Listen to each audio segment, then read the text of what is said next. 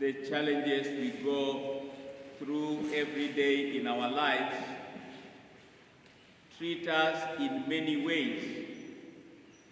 But some of these ways can be summarized into three.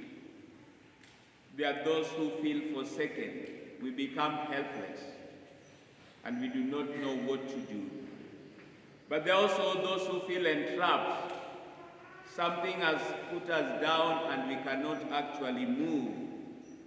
But there are also those who are made tired or wasted by their challenges that they undergo every day in their lives. That's why today God is speaking to us in the midst of every challenge of our lives. That is a God who is coming to lift us up again.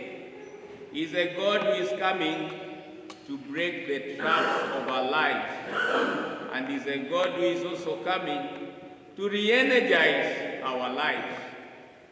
And when you listen to the words of the first reading, they are very powerful and actually a homily in themselves. When God is speaking, arise all the barren land. God is saying, fear not, for I will be with you. God is saying, I will do something new in your life. And I think this actually captures the spirit of Advent, that God who is coming is actually coming for us to deliver our lives and restore our hope. That's why each and every one of us, the season of Advent is a moment of facing God with what is impossible so that we may see what is invisible. And when we look at life, there are things we don't see, but they are actually present and very much there in the hands of God. I always take this as an example.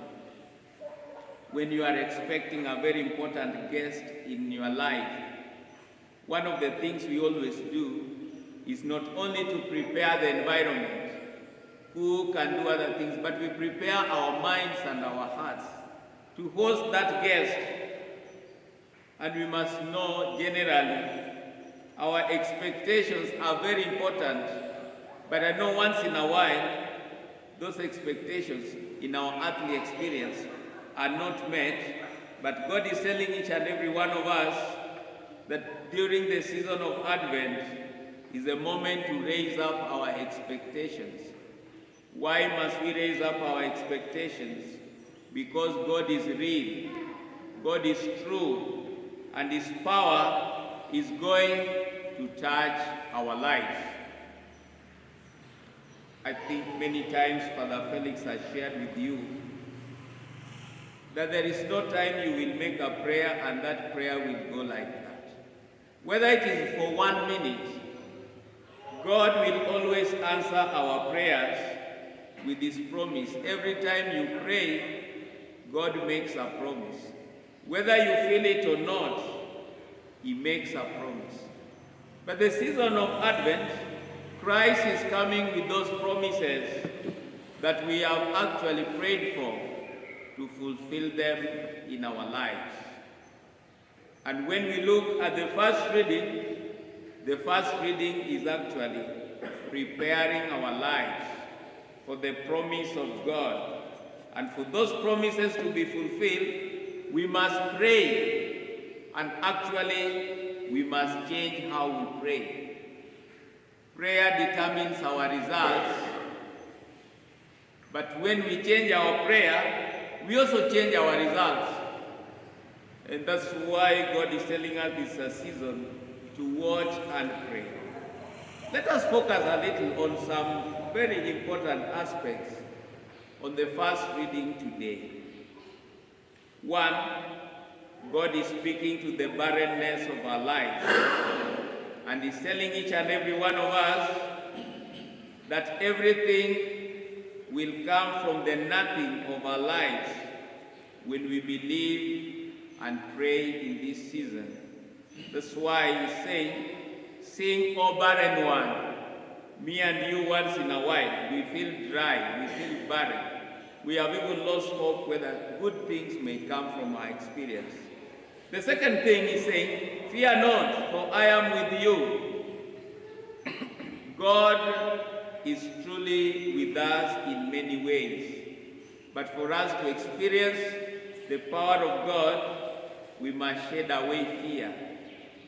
Fear can even cripple our prayer life. And for me, I always believe, faith is looking at the face of God and not the mountains of our lives.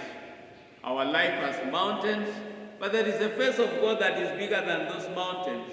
And for us to experience restoration, we must take away fear and embrace faith and live faith. Then, God is also saying, your maker will be your husband.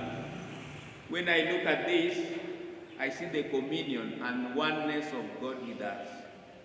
You know, God does not run away because we are weak. He does not run away because we have problems. But He's in perfect solidarity with us until something new happens in that situation. This is why Jesus is Emmanuel, God with us, and He's coming as Emmanuel, God who is going to dwell in our lives. And finally, God is telling us today that for all this to happen, we must expand our territories. When I was reflecting on this, I actually thought of the motto of our Archbishop Morris, Duc in alto, cast into the depths. And I actually said I will share with you that this is a moment to extend how we pray, to deepen our connection with God, to extend how we serve God, because God dwells in the depths of our lives. We pray in a special way that God may give us the grace this morning to expand our faith. And expanding our faith means many things, including heeding to the words of the gospel, believing in what God already has started doing in our lives. Let us not believe in what God has not started. And God is telling us, I have started working. John the Baptist is already there. Be baptized. Jesus is already there. Believe. And don't wait like Pharisees, still doubting. Many of us think that God will come during Christmas. And on Christmas night, I know we will have so many celebrations. What God is telling us, He has started coming. If He doesn't come now, I don't know whether He will come on that particular night and go away. And therefore, as people of God, let us believe in what God already has started doing in our lives. In many ways, God is already working. Let us allow His hand to work and change the story of our lives. Kawuono wagone Nyasaye erokamano nikech en Nyasaye matimo repair, oloso gik mosekethore to oloso mago kod singone. Omiyo kawuono walemo mondo Nyasaye manyalo gik moko duto olim ngimawa kaka nolimo Israel ka gin e chandruok kendo ka lwenje oseketho ngimagi. Wan bende olemwa mondo tim gima nyien e ngimawa. To gima nyien no Jesus nyisowa ni osechako timore.